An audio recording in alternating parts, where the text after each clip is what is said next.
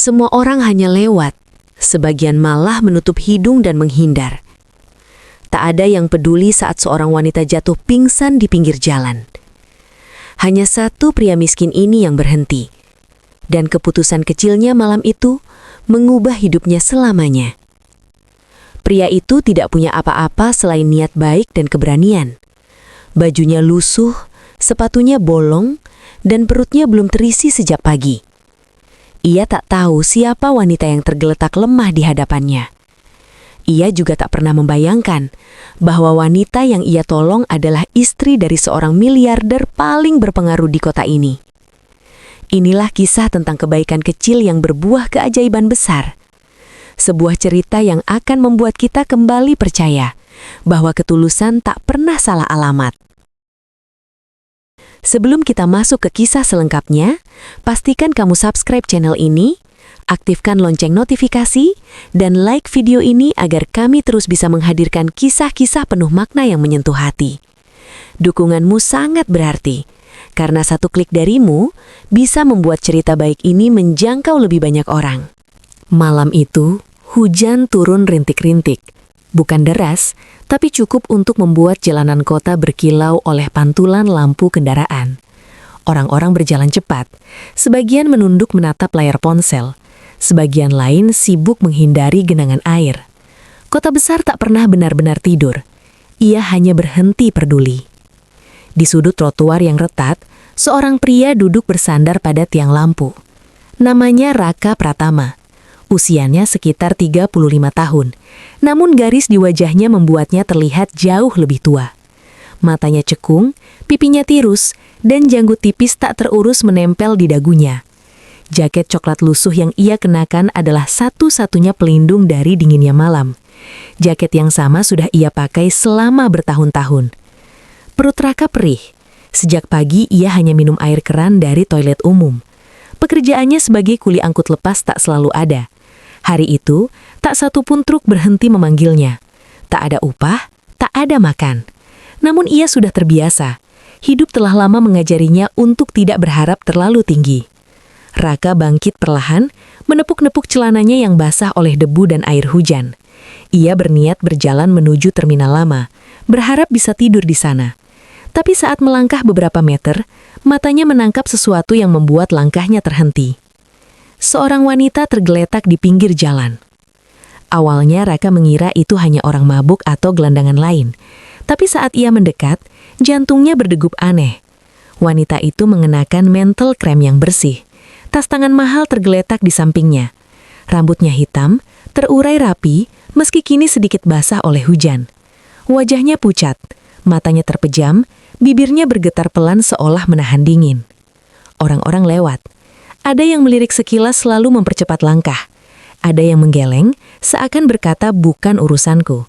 Seorang pria bahkan hampir menginjak ujung mantel wanita itu sebelum memaki pelan dan pergi. Raka berdiri terpaku. Ia tahu betul, perasaan diabaikan seperti itu. Bertahun-tahun hidup di jalanan membuatnya paham. Jatuh di tempat umum tak selalu berarti akan ditolong. Kadang justru menjadi tontonan, kadang malah gangguan. Ia menelan ludah. Nalarnya berteriak, jangan ikut campur. Kamu sendiri saja susah. Namun hatinya berkata lain. Raka berlutut di samping wanita itu. Tangannya gemetar saat menyentuh bahu sang wanita.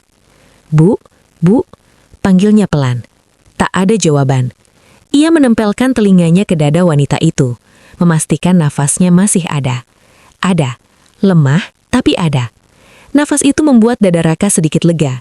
Namun kepanikan segera menyusul. Astaga, ini bukan pingsan biasa, gumamnya. Ia melihat sekitar, berharap ada seseorang yang mau membantu. Tapi jalan itu seperti panggung tanpa penonton yang peduli. Semua sibuk dengan dunia masing-masing. Raka melepas jaket lusuhnya tanpa ragu, dan menyelimutkan tubuh wanita itu. Dingin bisa membunuh lebih cepat daripada kelaparan. Itu pelajaran yang ia pelajari di jalanan. Ia menepuk pipi wanita itu pelan, mencoba membangunkannya. Bu, tolong buka mata. Dengar saya. Kelopak mata wanita itu bergerak sedikit, lalu kembali terpejam. Bibirnya bergetar. Air, bisiknya hampir tak terdengar. Raka panik. Ia menggeledah saku celananya. Kosong, tak ada uang, tak ada ponsel. Ia bahkan tak punya botol air. Hanya ada koin Rp2.000 yang sudah lama ia simpan. Entah untuk apa. Ia berdiri, menoleh ke arah warung kecil di seberang jalan. Lampunya masih menyala. Tanpa pikir panjang, Raka menembus hujan. Nafasnya tersengal-sengal saat ia tiba di depan warung.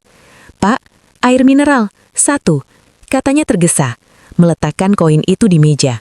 Pemilik warung menatapnya ragu. "Kurang, Mas." Raka menunduk. "Tolong, Pak, ada orang pingsan, nanti saya ganti." Entah karena iba atau karena lelah berdebat, si pemilik warung akhirnya menggeser sebotol air ke arah Raka. "Cepat sana." Raka mengucap terima kasih berulang kali sebelum berlari kembali. Dengan hati-hati, ia membantu wanita itu minum, seteguk demi seteguk. Wanita itu batuk pelan, lalu nafasnya sedikit membaik. Raka menghela nafas panjang, dadanya naik turun. "Aman, sebentar lagi harus ke rumah sakit," katanya lirih, lebih pada dirinya sendiri. Ia melihat tas mahal di samping wanita itu.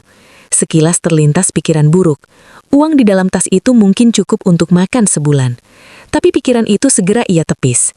Ia menarik tas itu lebih dekat ke tubuh wanita, menjaganya dari kemungkinan dicuri orang lain. "Tenang, Bu, saya di sini," ucapnya, meski ia tahu dunia jarang berpihak pada orang seperti ini. Raka tak tahu siapa wanita itu.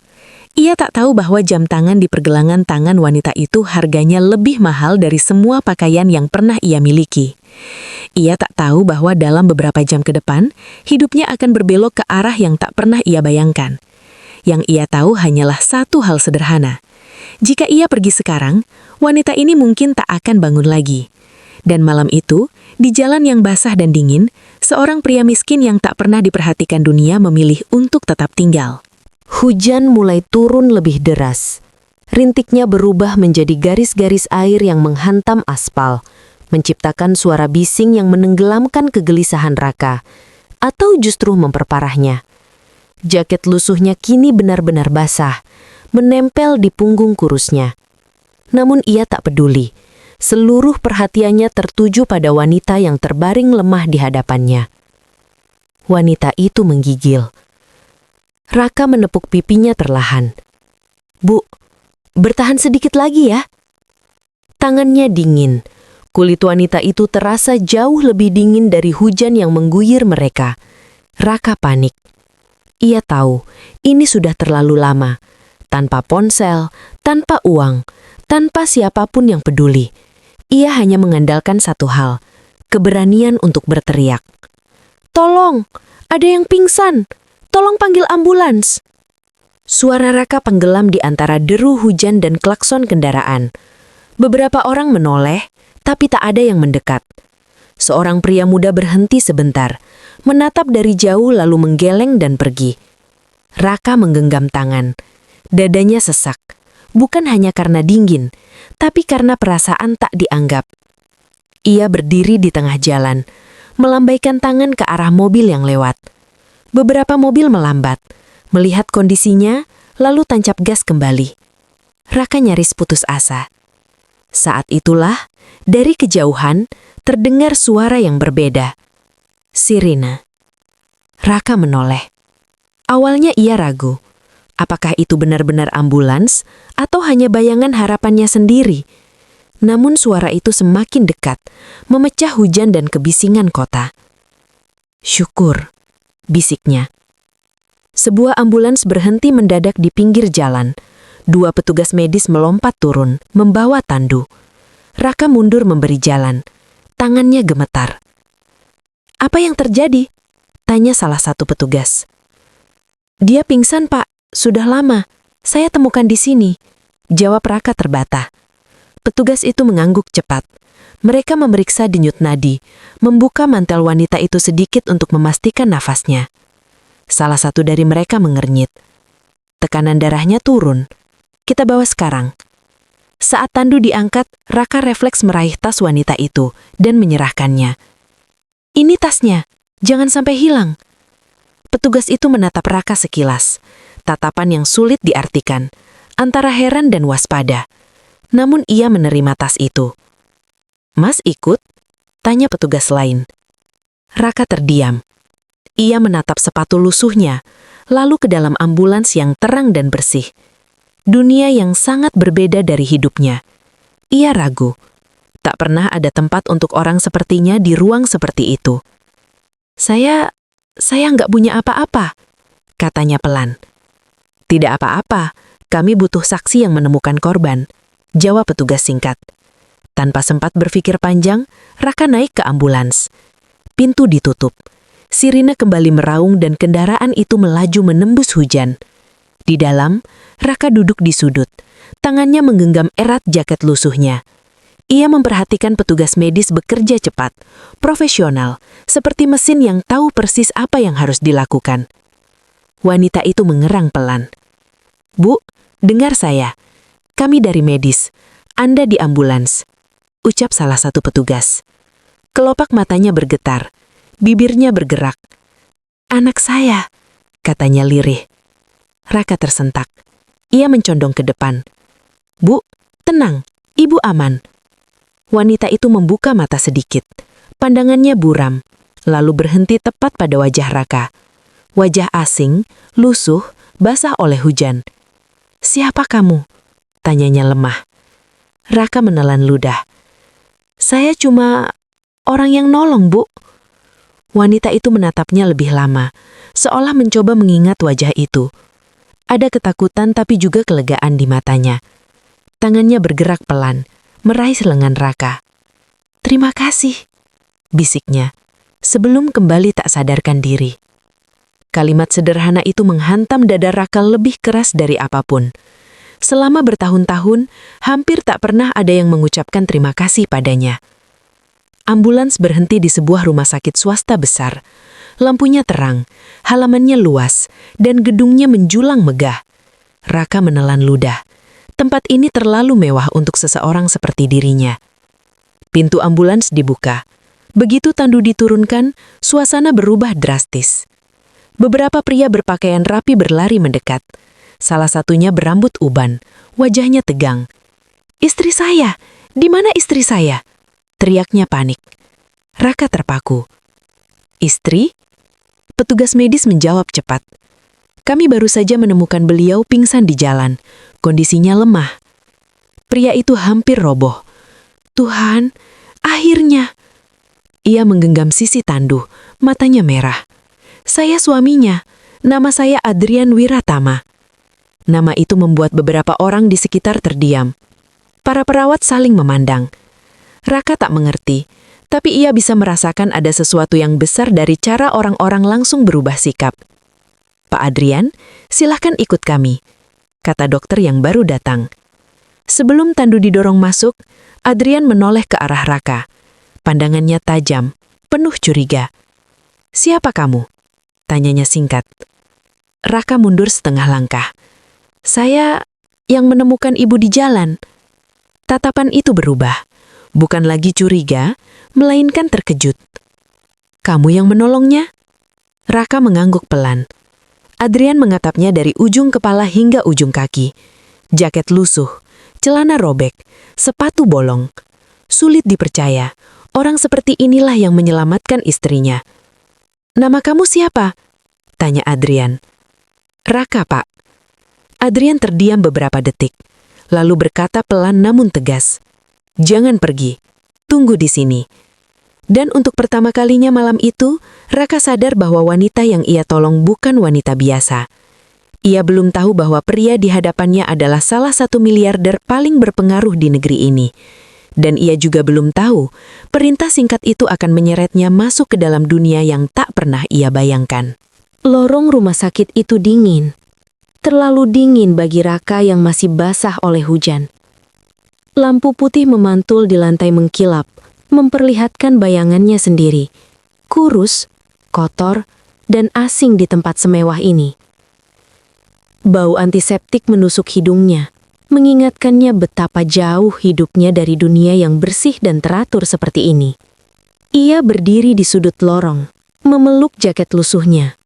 Orang-orang berlalu lalang tanpa benar-benar melihatnya. Beberapa perawat melirik singkat, lalu berbisik.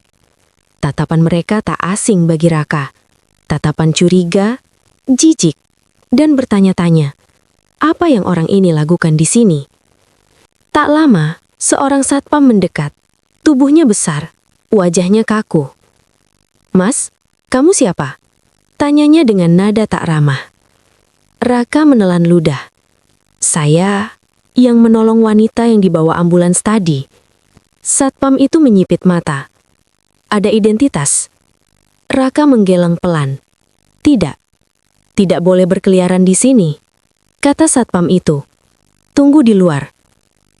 Raka hendak menjelaskan, tapi kata-katanya terpotong oleh suara langkah cepat. Seorang pria berbadan tegap dengan setelan mahal mendekat.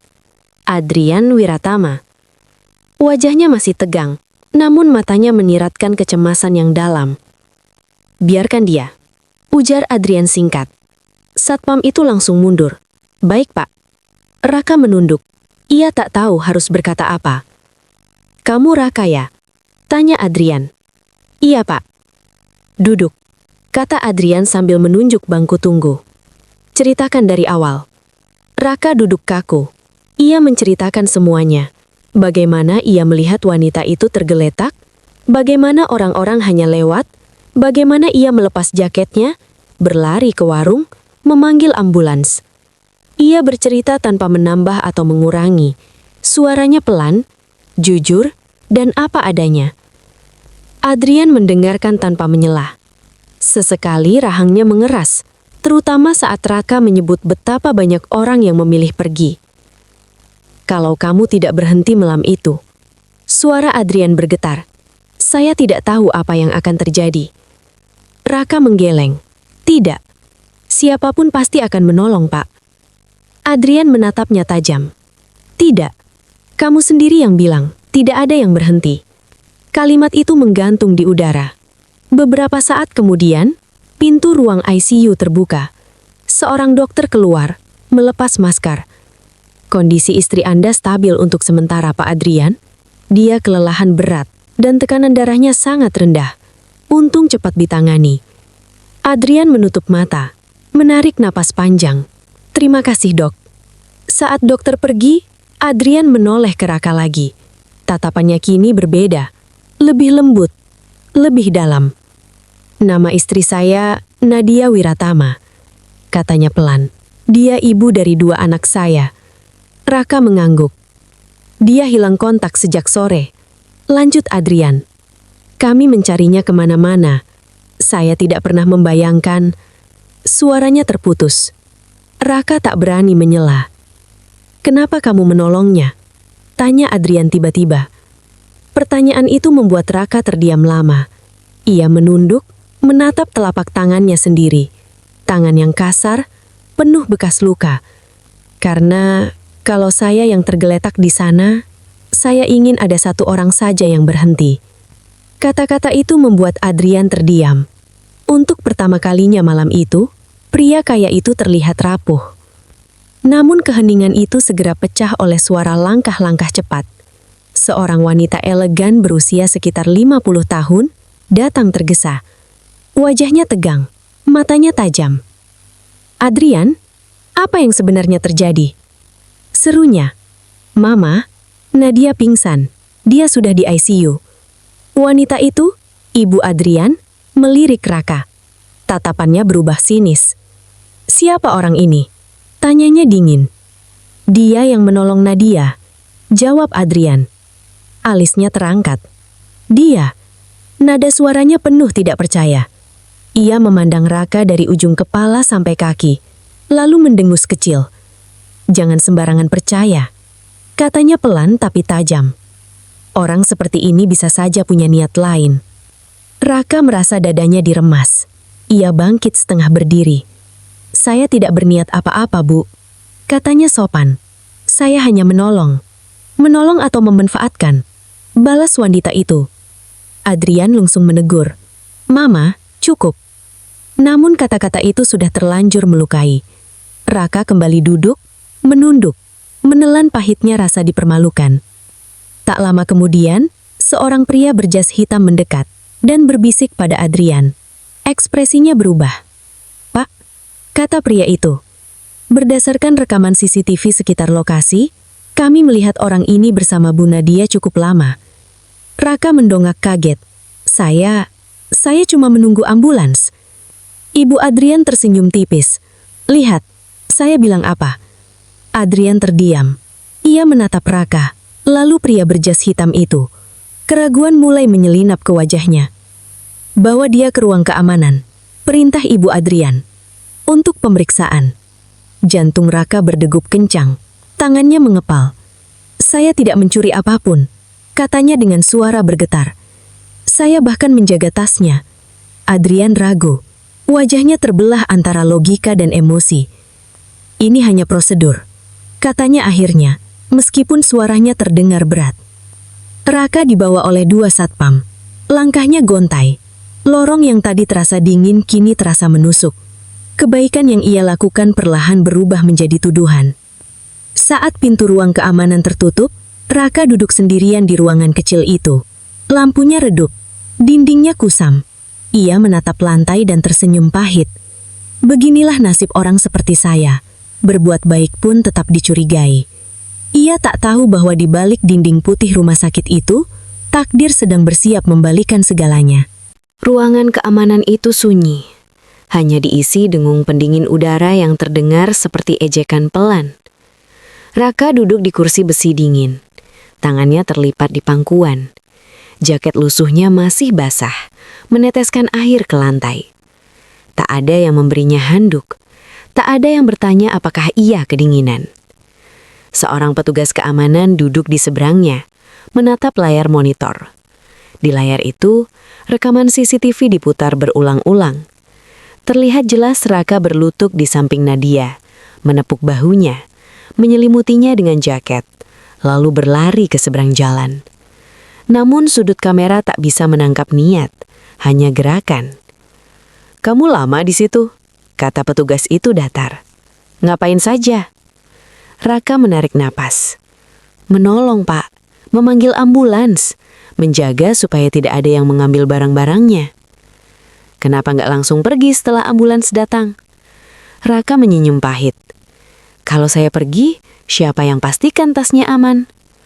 Petugas itu terdiam sebentar, lalu mencatat sesuatu. Tatapannya masih dingin. Sementara itu, di luar ruangan keamanan, suasana jauh lebih panas. Ibu Adrian berdiri dengan tangan terlipat di dada. Wajahnya keras, penuh keyakinan bahwa instingnya benar. "Adrian, kamu terlalu polos. Dunia ini tidak sebaik itu. Orang miskin tidak menolong tanpa alasan." Adrian mengusap wajahnya. "Mama, dia menyelamatkan nyawa Nadia." "Belum tentu," potong sang ibu. "Dia bisa saja bagian dari skenario. Kamu tahu berapa banyak orang yang mengincar keluarga kita?" Adrian terdiam. Kekhawatiran ibunya bukan tanpa alasan. Ia telah hidup lama di dunia bisnis yang penuh tipu daya. Tapi entah kenapa, wajah Raka yang jujur terus terbayang di benaknya. Cek ulang semua, tanpa rekayasa. Di sisi lain rumah sakit, Nadia terbaring lemah di ranjang ICU. Selang infus terpasang di tangannya. Matanya perlahan terbuka, pandangannya kabur oleh lampu putih di langit-langit. "Adrian," bisiknya. Adrian segera mendekat, menggenggam tangan istrinya. "Aku di sini." Nadia menatapnya, lalu menelan ludah. "Pria itu bagaimana?" Adrian terdiam. Dia sedang dimintai keterangan. Alis Nadia berkerut. "Kenapa?" "Untuk memastikan semuanya aman." Nadia menarik napas dengan susah payah. "Dia menyelamatkanku." Adrian menunduk. "Aku tahu." "Bukan hanya menyelamatkanku," lanjut Nadia dengan suara lemah tapi tegas. "Dia satu-satunya yang berhenti." Kata-kata itu membuat Adrian menutup mata. "Kalau bukan karena dia, mungkin aku tidak akan berada di sini."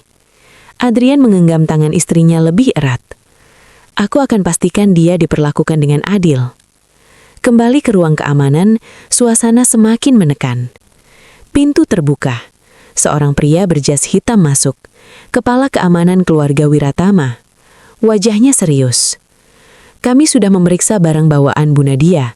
Tidak ada yang hilang." Raka mendongak. Matanya memerah, bukan karena menangis, tapi karena lelah menahan. Kami juga mengecek rekaman dari warung. Dia membayar air dengan koin terakhirnya. Petugas keamanan berhenti menulis. Pria berjas hitam menatap Raka lama, lalu berkata pelan, "Kamu tidak mengambil apapun." Raka mengangguk kecil. Saya bilang juga apa? Namun pintu belum benar-benar terbuka untuknya. Masih ada satu suara yang belum menerima kebenaran. Ibu Adrian masuk ke ruangan itu. Tatapannya tajam, menusuk. "Bukti bisa dibuat," katanya dingin. Raka berdiri perlahan. Kakinya gemetar, tapi suaranya mantap. "Bu," katanya menatap lurus. "Kalau saya mau mencuri, saya tidak akan menunggu ambulans. Saya tidak akan ikut ke rumah sakit. Saya tidak akan menyerahkan tas itu." Keheningan menyelimuti ruangan. Ibu Adrian terdiam, namun gengsinya belum runtuh. Kata-kata mudah diucapkan. Saat itulah pintu terbuka lagi. "Cukup." Suara itu lemah namun tegas. Semua menoleh. Nadia berdiri di ambang pintu, didorong kursi roda oleh seorang perawat. Wajahnya pucat, tapi matanya tajam. "Dia orang yang menolong saya," katanya pelan namun jelas. "Saya ingat wajahnya. Saya ingat suaranya." Nadia menatap Raka. Mata mereka bertemu. Raka menunduk sopan. "Kalau bukan karena dia, mungkin saya tidak akan melihat anak-anak saya lagi." Ruangan itu hening total. Ibu Adrian terdiam.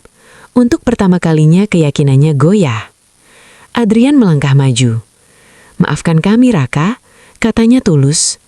Raka menghela napas panjang. Bukan lega, melainkan lelah. "Saya tidak marah, Pak. Saya sudah terbiasa." Kalimat itu menghantam semua orang di ruangan itu lebih keras daripada teriakan. Adrian menunduk. "Mulai sekarang, kamu tamu kami, bukan tersangka." Satpam membuka pintu. Ruangan yang menekan itu akhirnya melepas Raka. Namun Raka belum tahu, permintaan maaf adalah awal. Karena setelah kebenaran muncul, konsekuensi besar akan menyusul. Dan tidak semua orang siap menerimanya. Raka berdiri canggung di ruang tunggu VIP rumah sakit. Kursi empuk berlapis kulit terasa asing di tubuhnya. Tangannya terus meremas ujung jaket lusuh yang sudah setengah kering. Di sekelilingnya, dinding putih bersih dihiasi lukisan mahal. Lukisan yang mungkin nilainya cukup untuk mengubah hidupnya jika dijual. Tapi ia hanya berdiri, seperti bayangan yang terselip di dunia yang bukan miliknya. Tak lama kemudian, Adrian keluar dari ruang perawatan bersama Nadia. Wajah Nadia masih pucat, tapi senyumnya hangat. Senyum yang tulus, bukan senyum basa-basi orang kaya.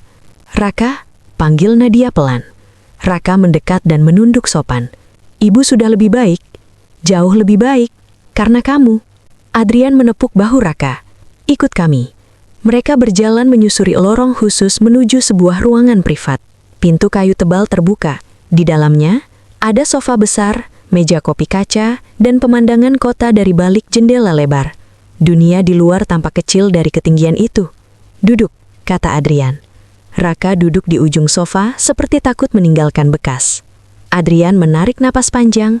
"Raka, saya tidak biasa berhutang nyawa pada seseorang." Nadia mengangguk. "Kami ingin membalas kebaikanmu." Raka mengangkat wajahnya. "Saya tidak menolong untuk dibalas." Adrian tersenyum tipis. "Saya tahu, justru itu yang membuatnya berharga."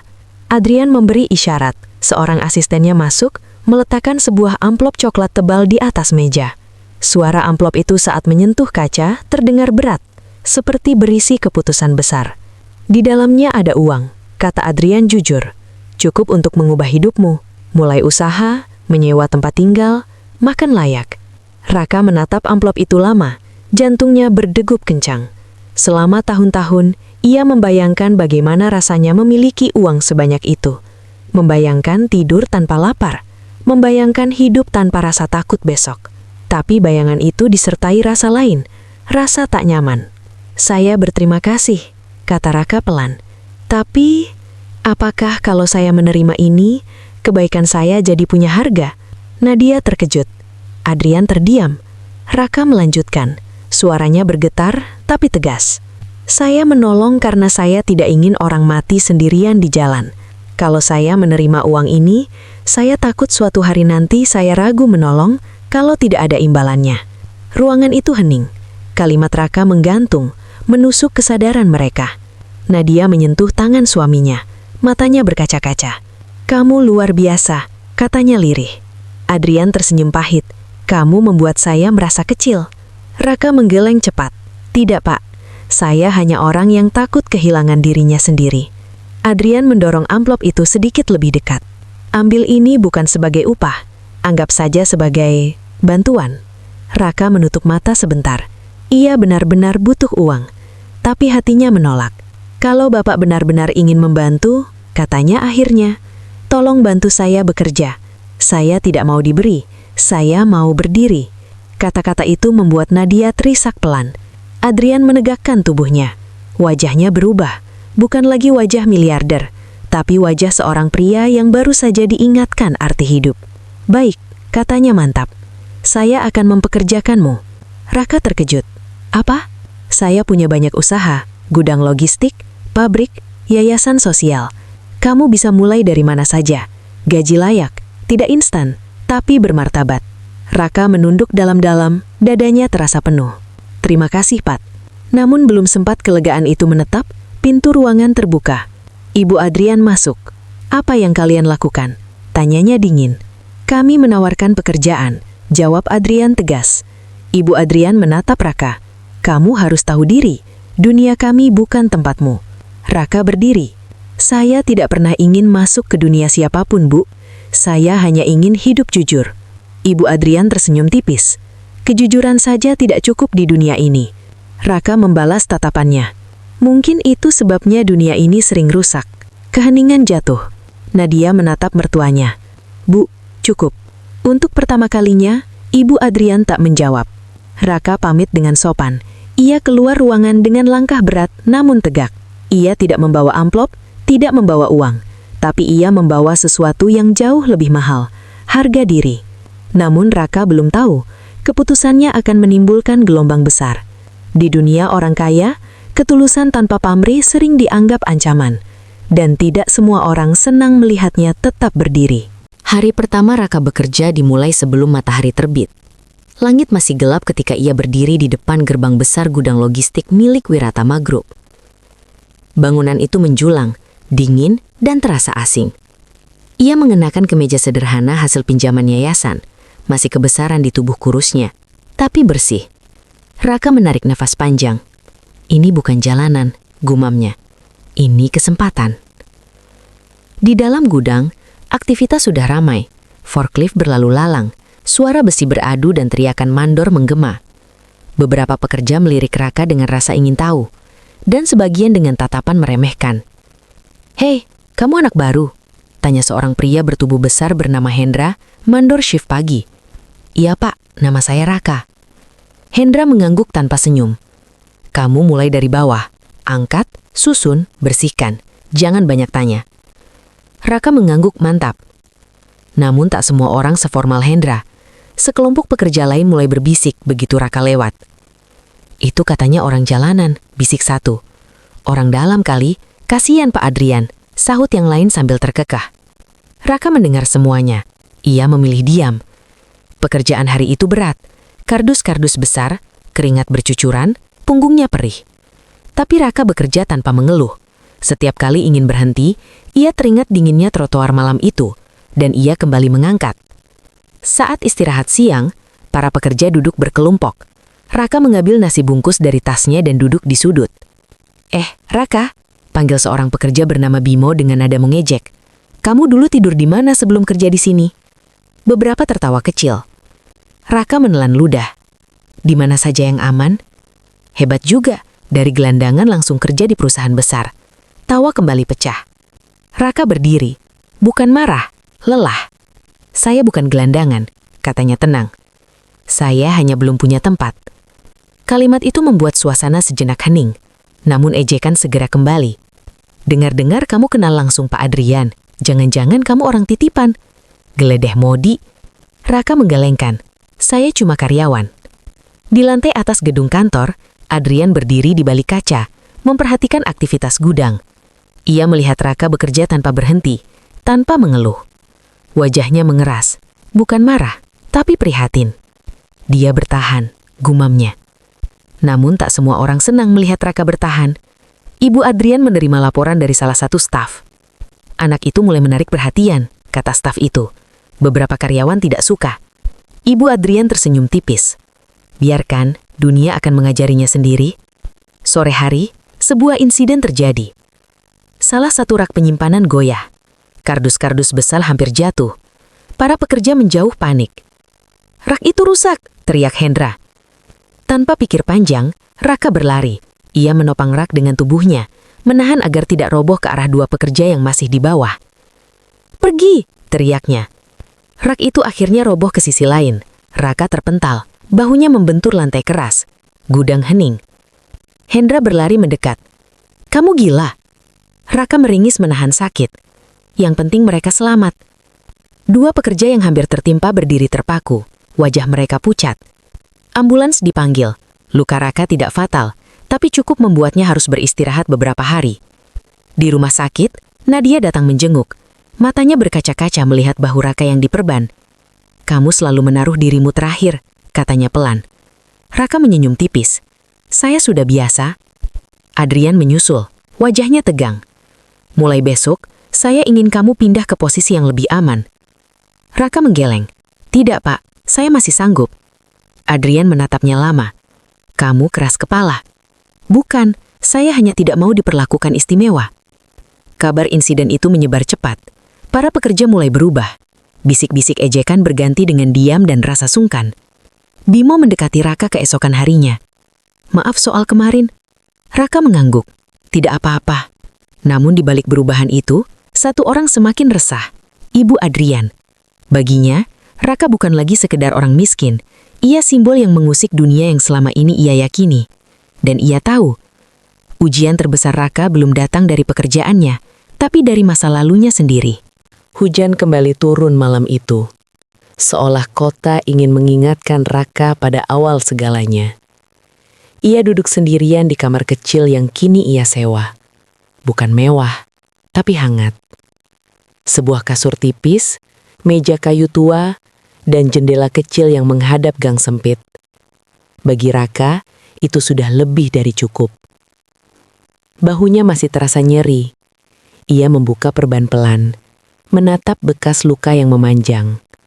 Luka baru, namun rasa sakitnya mengingatkan pada luka lama. Luka yang tak terlihat. Ponsel pinjaman dari yayasan bergetar. Nomor tak dikenal. "Raka Pratama?" Suara di seberang terdengar dingin.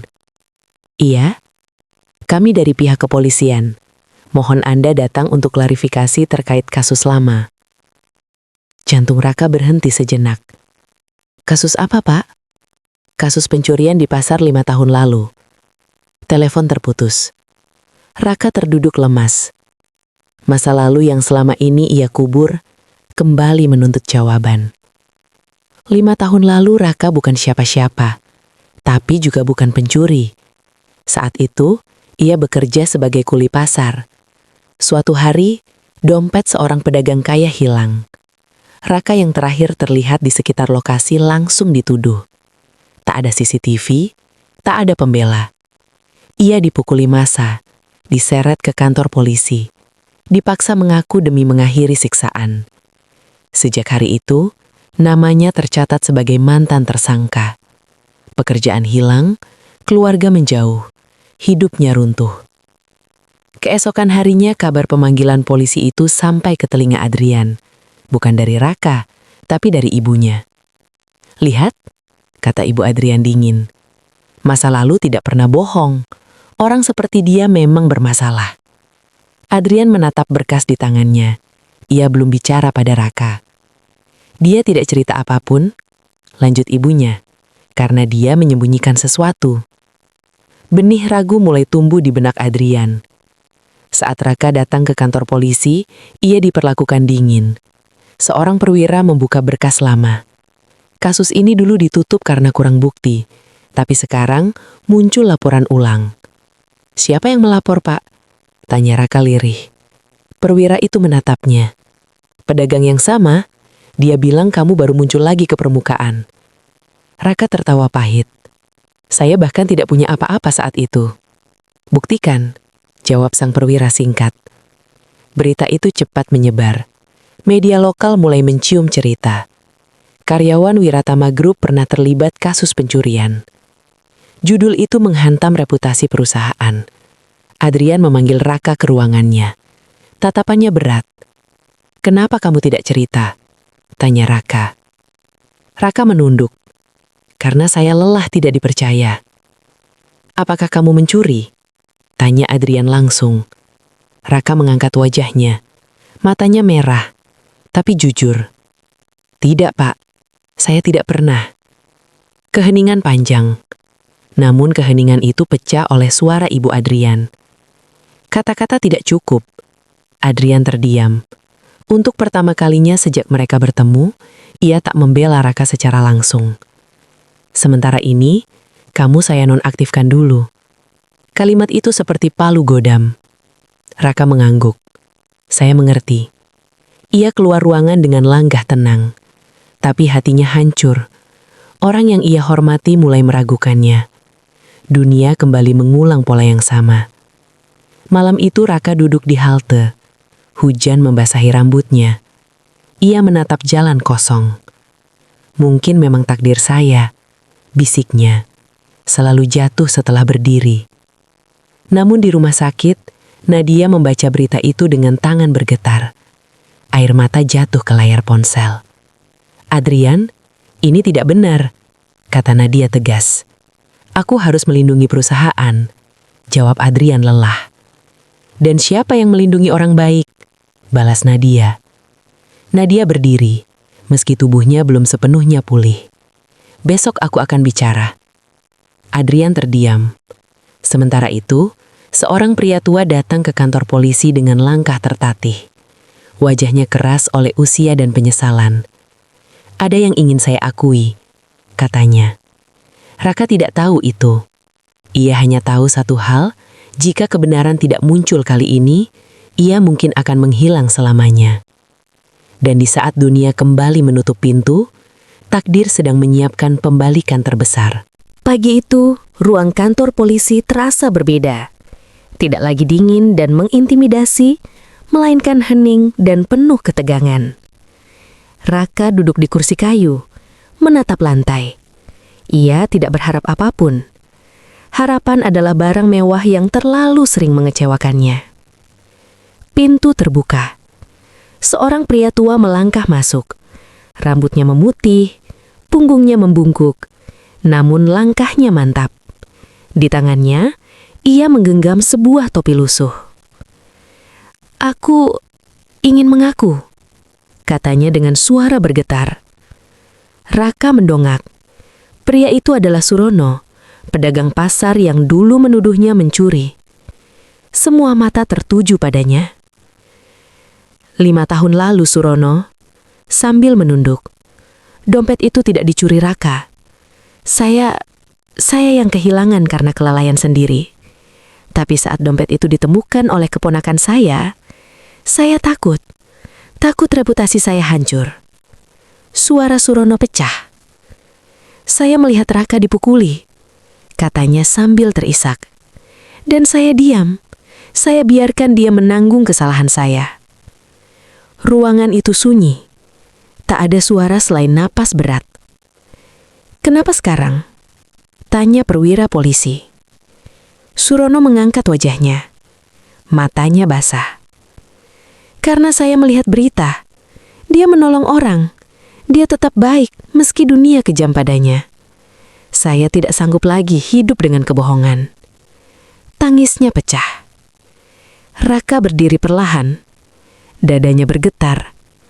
Luka lama yang selama ini membusuk akhirnya terbuka. Bukan untuk menyakitinya, tapi untuk disembuhkan. Apa kamu memaafkan saya? Tanya Surono lirih. Raka menatap pria tua itu lama, lalu mengangguk pelan. Saya sudah memaafkan sejak lama.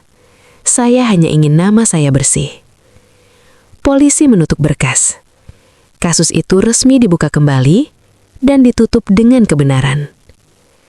Siang itu, sebuah konferensi pers digelar di kantor pusat Wiratama Group. Media memenuhi ruangan. Kamera menyala. Adrian berdiri di podium. Wajahnya tegas, namun matanya menyimpan penyesalan. Hari ini, katanya, saya ingin meminta maaf secara terbuka. Ia menoleh ke samping. Raka berdiri di sana, mengenakan kemeja sederhana. Raka Pratama adalah orang yang menyelamatkan istri saya. Dan hampir saja kami ulangi ketidakadilan yang pernah ia alami. Ruangan hening. Mulai hari ini, kata Adrian mantap, saya menunjuk Raka sebagai koordinator lapangan Yayasan Sosial Wiratama. Bukan karena belas kasihan, tapi karena integritas. Tepuk tangan memenuhi ruangan. Ibu Adrian berdiri di barisan depan. Tatapannya bertemu dengan Raka. Kali ini tak ada kesombongan. Saya salah, dan saya minta maaf. Raka menunduk hormat. Terima kasih, Bu. Beberapa bulan kemudian, Raka berdiri di pinggir jalan, tempat yang dulu mengubah hidupnya. Kini ia mengenakan rompi relawan. Di sekelilingnya, beberapa orang yang dulu terabaikan, kini mendapat bantuan. Ia berhenti saat melihat seorang pria miskin duduk sendirian di trotoar. Raka mendekat. Mas, sudah makan? Pria itu menggeleng. Raka tersenyum dan duduk di sampingnya, membuka kotak makanan. Kita makan bareng. Dari kejauhan, Nadia memerhatikan dengan mata berkaca-kaca. Kamu melihat? Katanya, pada Adrian. Dia tidak berubah. Adrian mengangguk. Dia justru mengubah kita. Raka menatap langit sore. Hujan tak turun hari itu. Matahari tenggelam perlahan, hangat. Ia teringat malam dingin saat ia berhenti di pinggir jalan. Satu keputusan kecil, satu ketulusan, dan dunia yang akhirnya memilih untuk adil. Cerita ini mengajarkan kita bahwa kebaikan sejati tidak selalu langsung dibalas, namun tidak pernah sia-sia. Kadang, dunia memang terlambat berlaku adil, tapi selama kita tetap jujur, kebenaran akan menemukan jalannya sendiri. Terima kasih sudah menonton sampai akhir. Jangan lupa subscribe, like, dan bagikan agar lebih banyak kisah penuh makna bisa kita sebarkan. Sampai jumpa di video selanjutnya.